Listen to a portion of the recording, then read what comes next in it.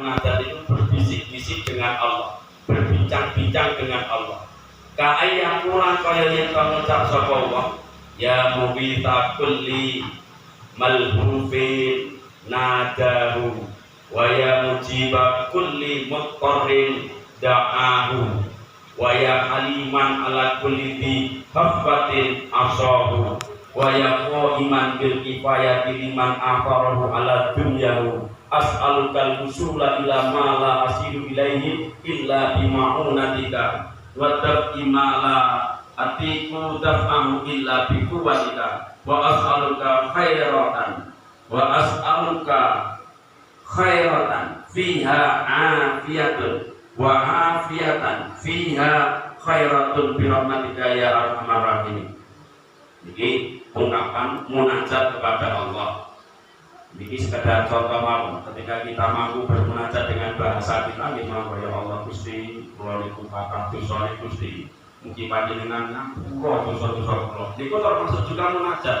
Ya Allah, kula niku urusane kathah Gusti. Kadang-kadang kula sibuk segala urusan sehingga lalai dumateng panjenengan. Mohon panjenengan ngampuni dosa-dosa kula Gusti. Niku ya munajat juga. Kaya pula kaya yang mengucap sapa wong ya mumita kulli malhufin, wahai zat yang menolong setiap orang yang kesusahan, nadahu yang memanggil-manggil sapa wong sing susah kepada Allah, wa ya mujiba kulli muqarrin, wahai zat yang mengabulkan setiap hajatnya orang yang terdesak, orang yang kesempitan. Da'ahu memanggil sapa kullu mutarrik ing Allah wa ya haliman wahidat yang maha bijaksana ala kulli dhi haffatin ing atase setiap wong kang duweni kesalahan asahu kang berbuat maksiat sapa kullun ing dhi ing Allah wa ya qaiman bil kifayati wa ya qaiman wahidat yang maha mencukupi wahidat yang maha berdiri bil kifayati untuk mencukupi liman maring wong atharahu kang memilih sapa man ing Allah ala dunyahu ngalahake urusan dunyane man. As'aluka memohon ingsun ing Tuhan al usula ing sampai ing musul itu sampai mendekat ilama maring perkara la asilu kang ora tumeka sapa ingsun ilahi maring ma illa bima'unatika kecuali kelawan pertolongan Tuhan. Wadaf imalan menolak perkara la atiku kang ora kuat sapa ingsun dafahu ing menolak ma illa bikuwatika kecuali kelawan kekuatan Tuhan. Wa as'aluka lan nyuwun ingsun ing Tuhan khairatan ing kebaikan biha kang iku ing dalem khairah afiatun utawi kesehatan wa afiatun utawi kesehatan wa afiatan lan nyuwun ingsun ing kesehatan fiha kang iku ing dalem afiat khairatun utawi kebaikan birahmatika ya arhamar rahimin. Niki sekedar contoh redaksine munajat iki model iki. Adapun kita mau bermunajat dengan bahasa Indonesia, bahasa Jawa, bahasa Arab monggo. Ya Allah, hamba-Mu ini sangat membutuhkan rahmat-Mu ya Allah. Tapi seiring itu banyak kekurangan dalam diri saya. Banyak sekali perintah-perintah-Mu aku tinggalkan ya Allah. Banyak sekali larangan-larangan-Mu aku lakukan. Tetapi pada saat ini hamba mohon ampunan-Mu ya Allah. Hamba mohon pertolongan-Mu ya Allah. Untuk saya diberikan kekuatan melakukan ketaatan. Untuk saya diberikan kekuatan untuk menjauhi kemaksiatan. Itu pun redaksi bermunajat. Jadi perkara pertama yang menjadikan hilangnya kesusahan dalam hati adalah berzikir kepada Allah. Siapapun dia, dengan berzikir kepada Allah, ala bidzikrillahi tatmainnul qulub. Iku Qur'ane wis stempel oleh dalam Al-Qur'an, alladzina amanu wa tatmainnu qulubuhum bidzikrillah. Orang-orang yang beriman, mereka hatinya akan tenang dengan berzikir kepada Allah, dengan mengingat Allah. Ala bidzikrillah tatmainnul qulub. Ingatlah, dengan berzikir kepada Allah, hati akan menjadi tenang. Jadi ketika kita berdekat-dekat dengan Allah dengan zikir, tidak ada kata-kata stres, tidak ada kata-kata kemudian orang itu menjadi histeris dan seterusnya. Karena apa? Semuanya telah dikembalikan kepada Allah, khairihi wa syarihi minallahi ta'ala. Ada kebaikan itu dari Allah, ada keburukan yang menimpa kita itu pun dari Allah. Kebaikan hakikatnya selain nikmat itu merupakan ujian. Layaknya keburukan juga merupakan ujian. Banyak orang yang lolos ujian dengan diuji dengan keburukan, diuji dengan musibah, banyak yang lolos. Artinya lolos itu dia mampu menghadapinya dengan baik. Tetapi tidak sedikit pula orang-orang yang ketika diuji dengan kebahagiaan, diuji dengan kesuksesan, lantas dia tumbang dengan ujian tersebut. Nih, maka kita selain bersyukur atas nikmat-nikmat yang ada dalam diri kita, kita diberikan sehat, kita diberikan umur yang panjang, nikmat. Tetapi di dalam nikmat tersebut, mampukah kita menggunakan dengan sebaik-baiknya kenikmatan itu? Pertanyaan dalam diri kita masing-masing. Diparingi panjang umur, mampukah kita menggunakan umur kita untuk menambah pundi-pundi pahala di sisi Allah? Atau malah justru sebaliknya, ditambah umur justru malah menambah daftar kemaksiatan di hadapan Allah? Ini introspeksi diri kita masing-masing. Maka kita hendaknya tidak boleh lalai dengan nikmat yang diberikan, pun tidak boleh larut dalam musibah, kesedihan, penderitaan yang menimpa kita. Kenapa? Karena kedua-duanya adalah merupakan takdir dan kehendak Allah. Kita sekarang ada di mana? Kemarin kita ada di mana? Tadi malam kita di mana? Kita tidak pernah tahu. Selepas ini kita akan di mana posisinya? Kita tidak pernah tahu. Allah lah yang menghendaki. Bersyukurlah ketika kita berada di majlis-majlis yang diridhoi oleh Allah. Bersyukurlah ketika kita dalam lingkup ibadah kepadanya. Maka dengan cara seperti itu, niscaya harapan besar kita akan mampu mempertanggungjawabkan umur kita. Kita akan mampu mempertanggungjawabkan kesehatan kita dan nikmat-nikmat yang lain.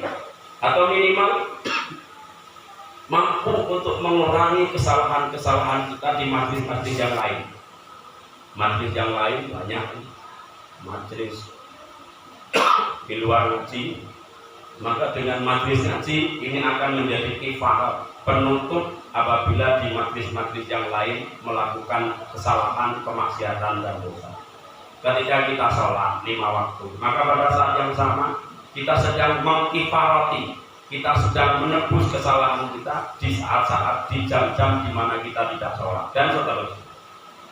Hadirin jamaah rahimakumullah. Yang kedua, perkara yang menjadikan kita hilang kesedihan, hilang penderitaan dalam hati.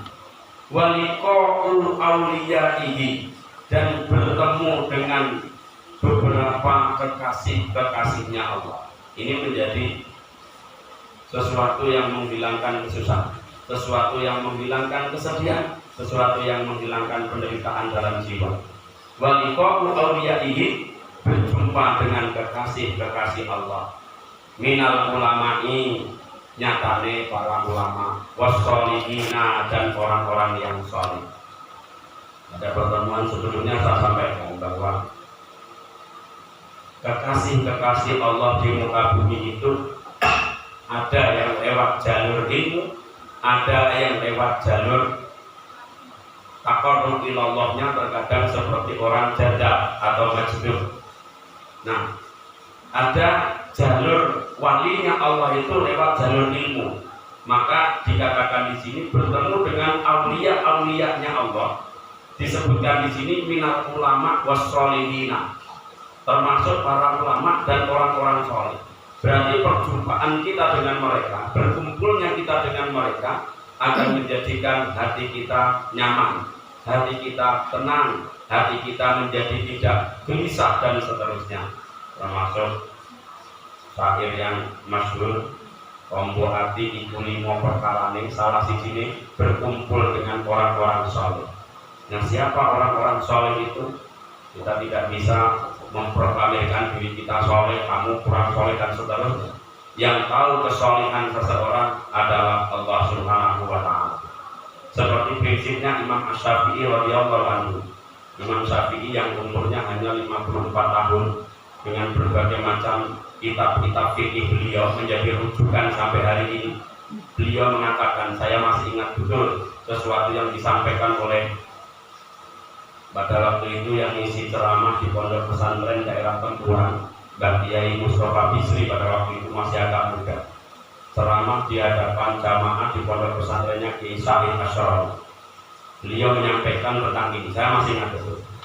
Beliau mengatakan Imam Syafi'i yang alimnya seperti itu saja, luar biasa tingkat kealimannya. Beliau mengatakan, uhibbus sholihina walastu minhum, walakin akrahu fi bid'atil ma'afi walaupun sawa'an fi bid'ah. Aku cinta kepada orang-orang saleh meskipun aku belum termasuk mereka. Walakin akrahu fi bid'atil ma'afi walaupun sawa'an fi bid'ah. Tetapi aku tidak suka bagian-bagian dari maksiat meskipun aku masih termasuk berada di dalamnya. Luar biasa. Kalau kita kaji dengan pengendikan beliau Mbah Kiai Mustafa Bisri di kalangan pondok pesantren, maka ini memotivasi kiainya langsung dan memotivasi para santrinya. Uhibbus sholihina walastu minhum. Harus ditanamkan. Saya cinta kepada orang-orang yang saleh walaupun aku belum termasuk mereka. Ini prinsip kiai. Aku cinta kepada santri-santri sing calon-calon wong saleh, sementara aku belum termasuk kelompok orang-orang saleh. Ngakoni nek belum termasuk wong saleh. Walakin akrahu fi bid'atil ma'asi, saya tetapi benci bagian-bagian maksiat meskipun aku termasuk bagian di dalamnya. Poin pertama hikmah yang bisa diambil adalah meskipun kita ini belum termasuk kelompok saleh, tapi hendaknya modal pertama kita cinta kepada orang-orang yang saleh. Dalam kehidupan real nyata, meskipun kita ini belum bisa menjadi orang yang baik, tapi ikhtiar kita adalah cinta kepada orang-orang yang baik. Cinta sih kepada orang-orang yang baik. Meskipun kita belum bisa melakukan taat seperti mereka, taatnya luar biasa, tidak hanya sholat fardu yang mereka lakukan, sholat sunnah pun dijalankan. Tidak hanya puasa wajib Ramadan, tetapi puasa-puasa yang lain dijalankan. Meskipun saya belum bisa seperti mereka, saya cinta kepada orang-orang yang sudah mampu seperti itu. Sehingga kita ini akan digolongkan dalam kelompok mereka. Jangan sudah wis ora sholat, benci karo wong sing sholat. Wis ngaji ora gelem, karo wong ngaji benci. Nah iki wis cilokan sih. Bahasane Mbah Kiai itu cilokan. Nah, Imam Al-Ghazali mengatakan kun fid dunya aliman, al-muta'aliman, al-mustami'an, al-muhibban, wala takun khabisan fatahika. Imam Al-Ghazali dalam Ihya Ulumuddin mengatakan seperti itu. Kamu hidup di dunia itu, kalau bisa kamu menjadi orang yang alim. Alim itu bukan jalan ketika berjalan menunduk, tidak mengandang ke sana kemari, tidak. Orang alim itu orang yang berilmu, identik dengan ilmu agama. Kemudian dengan ilmunya dia mengamalkan ilmunya dan mengajarkan kepada yang lain. Kun fid dunya aliman. Nek iso nang dunya niku dadi wong alim. Nek ora iso dadi wong alim, al muta'aliman, dadi wong sing belajar ilmu. Dadi wong sing belajar ilmu, kelompok kedua. Nek ora iso belajar ilmu letter menghadap guru, nulis dan sebagainya, al mustami'an, utawa jadilah kamu orang yang senang mendengarkan ilmu. Ini keempat, mendengarkan, senang ngrungokne ilmu. Yang keempat, al muhibban, mulang raiso, mangkat ngaji juga enggak sempat, mendengarkan juga enggak sempat lagi. Al muhibban, minimal senang kepada orang yang senang ngaji, senang kepada orang yang menuntut ilmu. Wala takun khamisan fatahika. Jangan kamu menjadi kelompok kelima, maka kamu akan menjadi orang yang celaka. Siapa kelompok kelima? Dia alim ora, seneng ngaji ora, seneng ngrungokne ilmu ora, seneng karo wong sing berilmu juga enggak, bencine minta ampun, fatahika. Ini kita pilih kelompok yang mana? Syukur bisa kelompok pertama, kelompok aliman, wong alim, monggo bareng-bareng kita mengajarkan ilmu kita. Ini kelompok yang pertama. Kelompok kedua muta'aliman. Kelompok kedua muta'aliman, orang yang senang belajar. Orang yang senang belajar itu wawasannya luas, khazanah pemikirannya luas, tidak hanya terpaku pada pemikiran diri sendiri. Saya pribadi, saya itu juga masih belajar, selalu membuka-buka sesuatu yang saya belum tahu. Saya juga senang mendengarkan ilmu-ilmu yang disampaikan oleh ulama-ulama yang lainnya. Seperti itu nawaitu kita sepanjang hidup menjadi santri. Maka kalau toh derajat kita tidak sampai ke derajat alim, kita sampai derajat muta'alim. Kok derajat muta'alim juga tidak mampu kita raih, minimal derajat mustami'an, pendengar ilmu. Kok ya nggak nyampe juga, minimal awal ini senang, cinta, suka kepada orang-orang yang berilmu, suka kepada orang-orang yang soleh. Saya dipahami ya? Insya Allah. Jadi tidak lantas kemudian ulama itu lantas memproklamirkan dirinya sebagai auliyaillah, bukan. Orang-orang yang soleh sebagai auliyaillah, bukan. Karakter soleh, karakter ulama atau predikat soleh, predikat alim itu hanya Allah lah yang maha mengetahuinya. Kita tidak bisa mengukur karakter atau posisi kita masing-masing. Maka kembali ke perkataan Imam Asy-Syafi'i, monggo kali ditunjuk, kali didahar. Nasi didahar. Orang harus mungkin awal. Alhamdulillah. Imam Asy-Syafi'i mengatakan uhibbus sholihina walastu minhum. Aku senang wong-wong saleh. Aku senang calon-calon wong sing saleh meskipun aku belum termasuk mereka. Walakin aqrabu bi bid'atil ma'asi walaupun tu sawa'an bil bid'ah. Aku benci bagian-bagian maksiat meskipun aku masih berada di dalamnya. Jadi kan sifat tawadud yang luar biasa. Aku gak suka bagian maksiat meskipun aku ini kadang-kadang ya isih maksiat. Beda dengan orang maksiat tapi menikmati maksiatnya. Ini beda kalau wong sing terpaksa maksiat karena memang belum bisa menghindarkan diri. Ini pemikiran fitrah yang seperti ini akan menjadikan kita itu tidak lantas menjudge diri kita itu orang yang baik, orang lain yang sementara waktu masih dalam kemaksiatan kita anggap jelek. Tidak akan muncul pemikiran seperti ini. Karena apa? Kembali Imam Al-Ghazali mengajarkan, ketika kita melihat orang tua, maka sudut positifnya orang tua itu yang harus kita lihat. Dia sudah tua, untuk amaliyahnya lebih banyak, pahalanya lebih banyak daripada saya. Ketika dia melihat orang yang lebih sedikit umurnya, lebih kecil umurnya daripada dia, dia mengatakan dia masih lebih muda daripada saya. Tentu dosa-dosanya tidak lebih banyak daripada saya. Ketika dia melihat orang yang belum mampu taat, sementara dia sudah taat, maka dia mengatakan, sekarang saya bisa taat, sekarang saya rajin sholat. Dia sementara waktu ini belum bisa taat, belum bisa sholat. Tetapi Allah maha membolak-balikkan hati. Bisa jadi saya yang sekarang ini taat, dirubah oleh Allah kembali menjadi maksiat. Sementara dia yang sekarang ini sedang maksiat, bisa jadi dia justru lebih taat daripada saya.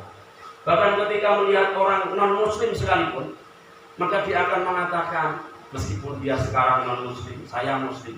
Kita tidak pernah tahu di penghujung hidup nanti, apakah saya yang muslim ini lantas kemudian mampu mempertahankan iman saya dalam keislaman saya ketika meninggal dunia, atau bahkan sebaliknya. Bisa jadi dia yang sekarang ini tidak muslim, tidak beriman, menjelang meninggal dunianya nanti dia akan memeluk Islam, dia akan beriman kepada Allah, meninggal dunia dalam keadaan beriman. Ini fikrah Imam Al-Ghazali yang luar biasa, yang kemudian menjadikan kita itu tidak boleh merasa lebih baik daripada orang lain atas kebaikan yang kita lakukan. Karena apa? Kebaikan yang mampu kita lakukan semata-mata adalah pertolongan Allah. Seperti halnya kita mampu menghindarkan diri dari maksiat pun atas pertolongan Allah. Maka prestasi ibadah dalam diri seseorang itu bukan prestasi mutlak dalam diri pribadinya, tetapi itu prestasi yang dimudahkan oleh Allah. Lantas apakah dengan seperti itu seorang mukmin yang taat boleh membanggakan ketaatannya di hadapan Allah, padahal taatnya sesungguhnya atas pertolongan Allah semata? Fikrah seperti ini yang mari sama-sama kita pikirkan sehingga kemudian kita tidak seperti iblis. Celakanya iblis itu ana khairum minhu khalaqtani min nar wa khalaqtahu min tin. Ini celakanya iblis. Saya lebih baik daripada Adam. saya engkau ciptakan dari api sementara Adam engkau ciptakan dari tanah liat. Unsur api Allah itu lebih hebat, lebih bagus daripada unsur tanah liat. Pengakuan iblis yang seperti itulah yang kemudian menjadikan dia terlempar dari surganya Allah Subhanahu wa taala beserta anak keturunannya ila yaumil qiyamah. Mereka sudah disiapkan api neraka yang menyala-nyala. Nauzubillah min dzalik. Hadirin rahimakumullah. Yang pertama tadi yang menjadikan hilang kesusahan dalam hati adalah berzikir kepada Allah. Yang kedua berjumpa dengan kekasih Allah. Kemudian wakalamul hukama'i lan perbincangan dengan ahli hikmah. Pembicaraan, obrolan dengan ahli hikmah. Ayin lagi tegese wong ya dulu kang menunjukkan sapa wong ala khairil dunya wal akhirati ing atase kebaikan dunia dan kebaikan akhirat.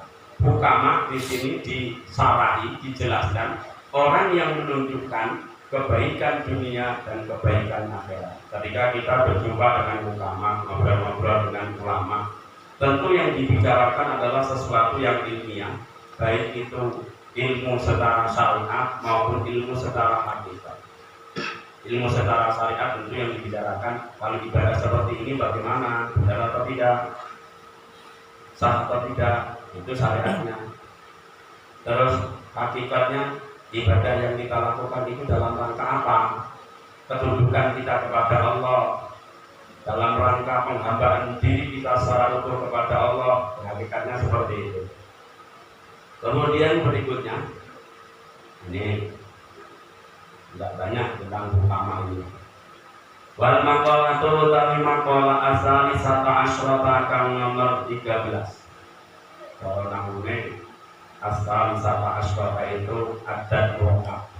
Adat murokkab itu selamanya mabni fathah. Maka meskipun mahalnya mahal rofa tetap dibaca asali sata asyrata karena ini adat atrof. Saya paham kalau dipahami saya paham ya sudah. Mau diwaca asali satu asrota misalnya Mas Lanang mikir malam. Mau asali satu asrota wae sedikit tak kenalin aku sedikit. Anil Hasan al-Basri iku saking Hasan al-Basri. Hasan al-Basri ini termasuk dalam kelompok ulama salaf atau bahkan beliau tabi'in kelompoknya. Radhiyallahu anhu, beliau sangat terkenal pada zamannya dengan keilmuannya yang luar biasa. Wa huwa utawi Hasan al-Basri min akabirit tabi'ina. Nah ini diterangkan kalau bingung mikir bahwa wa huwa utawi Hasan al-Basri min akabirit tabi'ina itu termasuk beberapa tokohnya tabi'in. Tabi'in itu kurunnya orang-orang yang mendapati hidupnya sahabat Nabi. Kalau orang-orang yang mendapati hidupnya Nabi itu dinamakan sahabat. Nah, kurun setelah sahabat itu namanya tabi'in. Kurun di bawahnya lagi tabi'in. Kurun di bawahnya lagi ulama salaf. Ulama salaf di bawahnya lagi ulama kholaf. Sampai hari ini namanya ulama kholaf, ulama kekinian, ulama modern. Ulama salaf, ulama kuno. Dhuwure ulama salaf itu ada tabi'in. Dhuwure tabi'in ana tabi'in. Dhuwure tabi'in ana sahabat. Pun Hasan al-Basri termasuk tokoh tabi'in. Beliau mendapati hidupnya sahabat tetapi tidak mendapati hidupnya Rasulullah.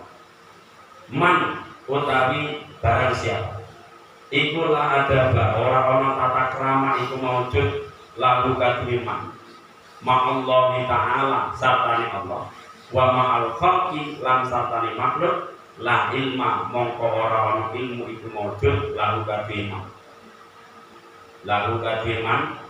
ya tadihi sandinge hak niku ya napa bae jadi ya tadubi la ilma mongko ora ana ilmu iku maujud lalu kadhiman ya tadu kang membiasakan sapa man bihi kelawan ilmu.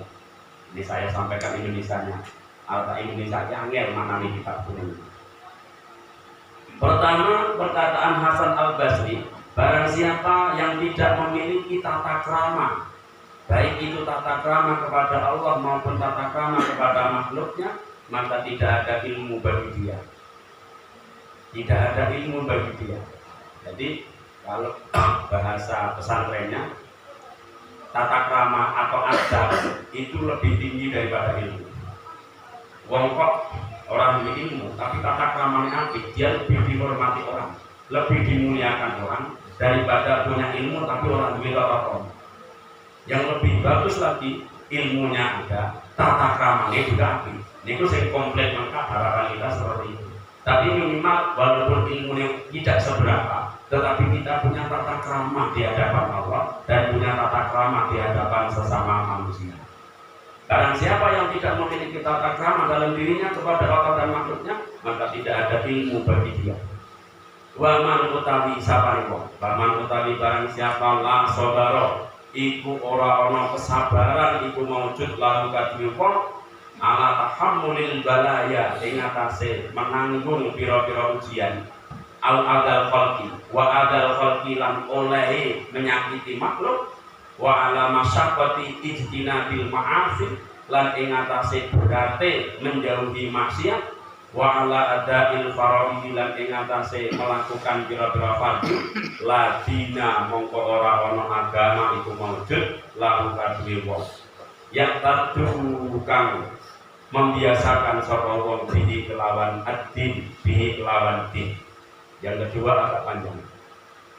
Barang siapa yang tidak memiliki kesabaran dalam dirinya, dia tidak memiliki agama.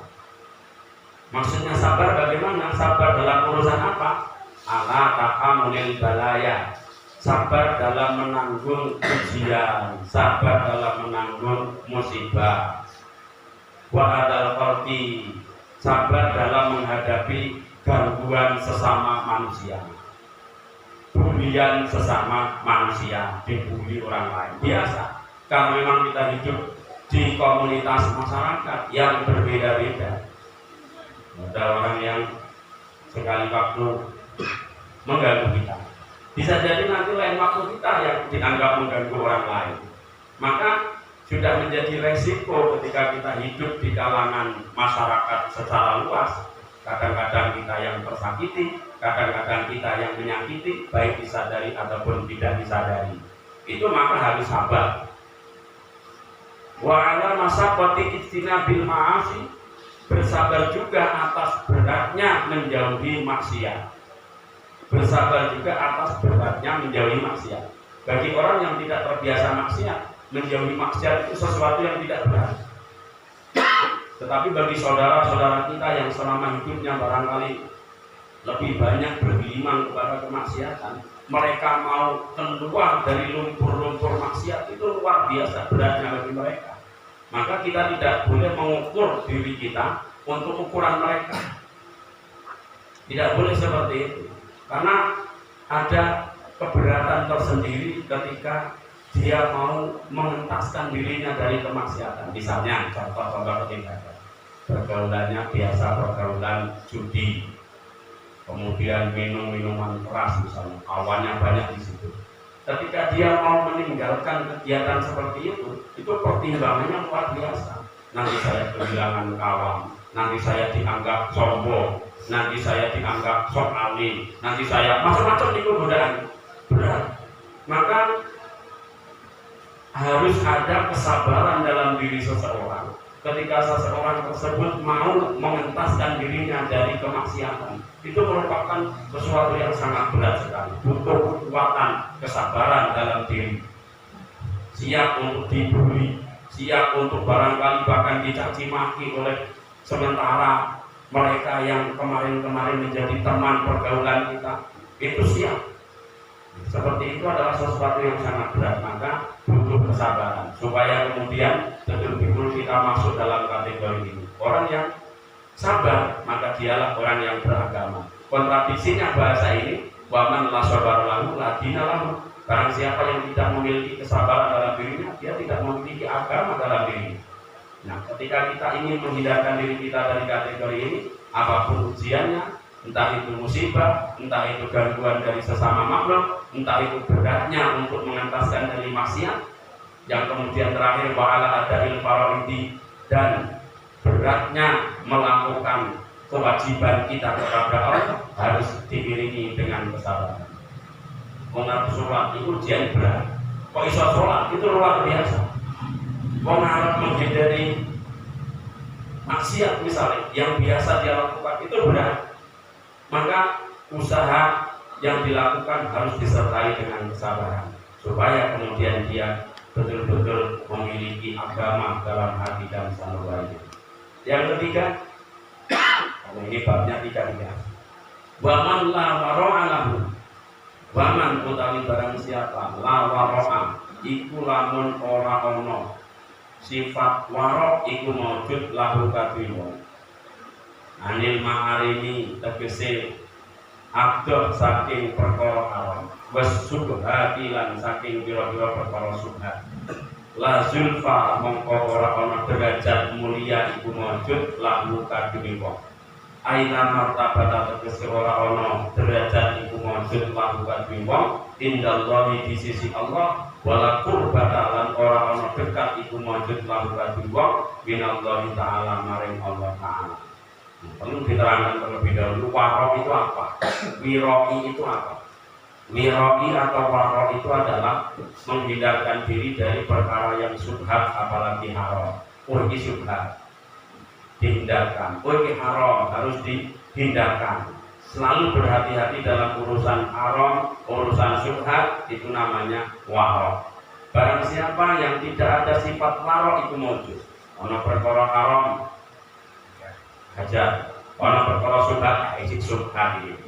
Belum sampai haram, lanjut misalnya. Maka lazul falahu, tidak ada derajat kemuliaan bagi dia di sisi Allah. Tidak ada kedekatan bagi dirinya kepada Allah Subhanahu wa Ta'ala.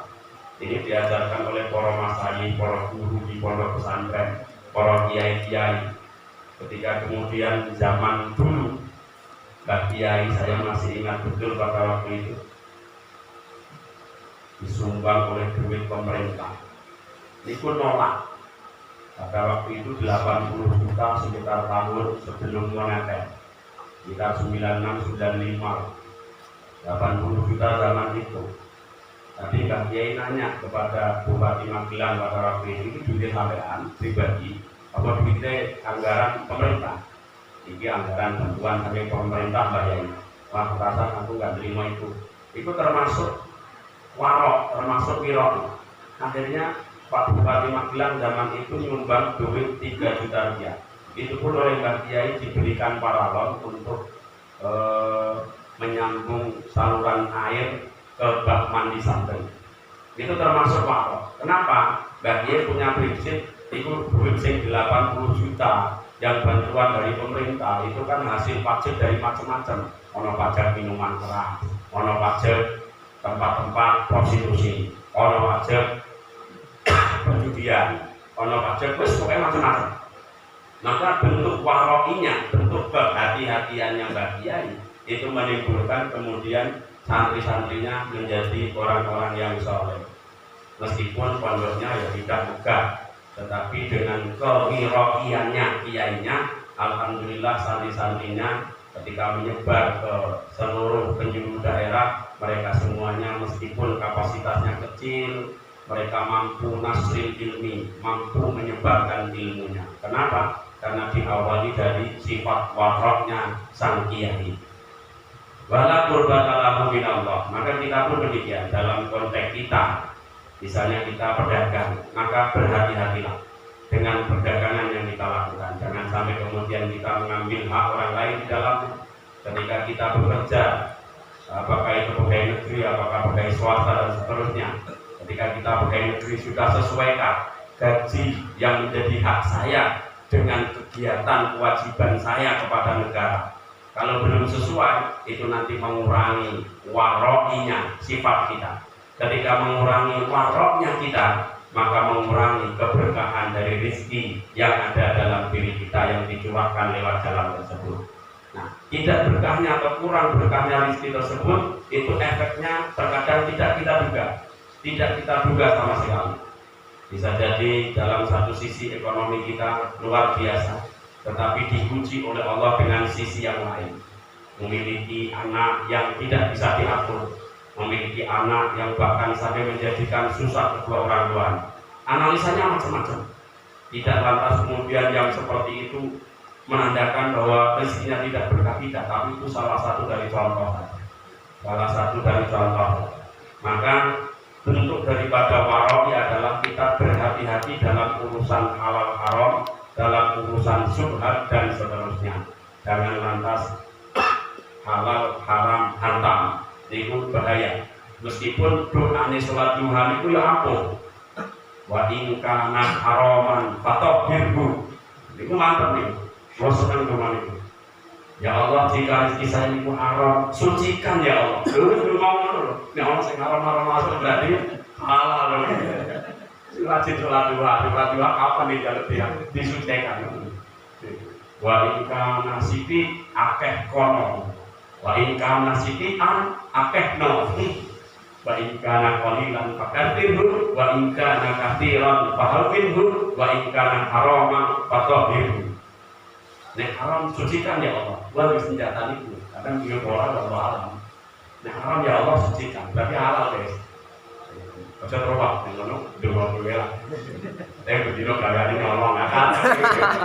Kalau disucikan kalau tidak dalam teknik ini. Misalnya ono kok haram nyelip tanpa sepengetahuan kita lah mungkin. Tapi kesengaja jelas-jelas haram kok kita ambil. Ya wa in kana haraman fatahhirhu orang mandi. Enggak masuk. Tapi kalau kita sudah berusaha golek sing halal kok keselip haram, dengan kita berdoa wa in kana haraman fatahhirhu masuk. Tapi nek jelas haram kok kita langsung hantam saja, terus ngerti haram sama tahlilan. Fatahhirhu maulah. Ya ora dadi tauhid, ora dadi suci. Rasa agak-agak pun iki mawon kita lanjutkan dengan dialog saja semampu kita. Pun demikian Allah alam isra al-Fatihah. Alhamdulillah minasyaitonir rajim. Bismillahirrahmanirrahim. Alhamdulillahirabbil alamin arrahmanir rahim maliki yaumiddin. Iyyaka na'budu wa iyyaka nasta'in ihdinas siratal mustaqim. Siratal ladzina an'amta 'alaihim ghairil